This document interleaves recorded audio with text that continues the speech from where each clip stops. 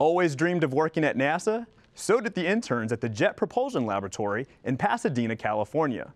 Let's check out what the interns and mentors at JPL are working on. My name is Brooke Goree, and I am an entry, descent, and landing intern here at JPL.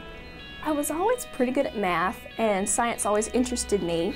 And so one day I was literally just thinking, well, what can I do that involves space, math, and science? And so aerospace engineering is kind of perfect for that. The project I was hired on to work on is actually the Orion Multi-Purpose Crew Vehicle Subscale Drogue Parachute Testing. Orion is NASA's newest manned spaceflight vehicle. It's going to be taking the astronauts outside of low Earth orbit. Orion actually features 8 parachutes. The 2 initial parachutes that provide that initial deceleration and stabilization of the vehicle are called the drogue parachutes. So what Anita and I are doing is we have done a lot of subscale testing on these drogues. It's actually a 1/10 scale model, and so we just take them into wind tunnels and we do lots of testing on them. Anita is a senior engineer here at JPL, so she's also in the Entry, Descent, and Landing and Advanced Technologies group. She was actually part of the design team on the MSL parachute. So she does bring a lot of parachute expertise to the table.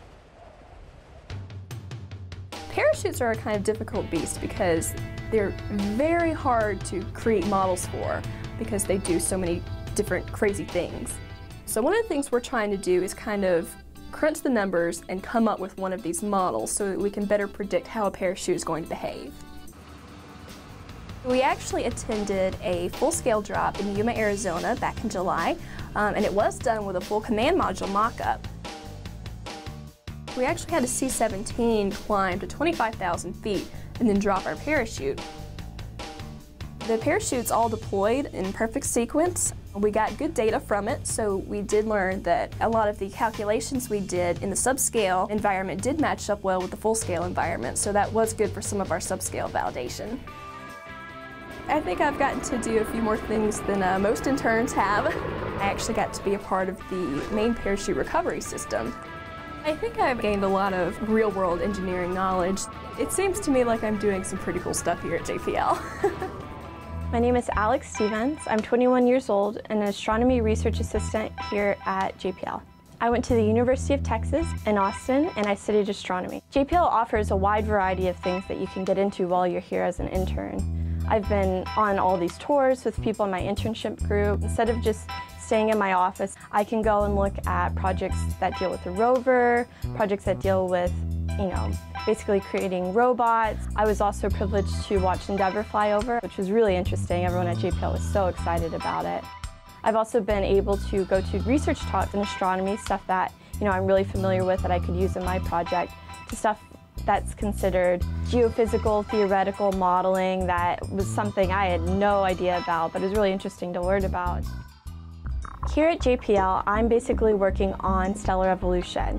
What we're looking at is seeing how dying stars change from spherical shapes to these dazzling planetary nebula, asymmetrical kind of blob shapes. What I'm working on is creating computer simulations to model the spectra that I observe to see if I can detect the binary companion.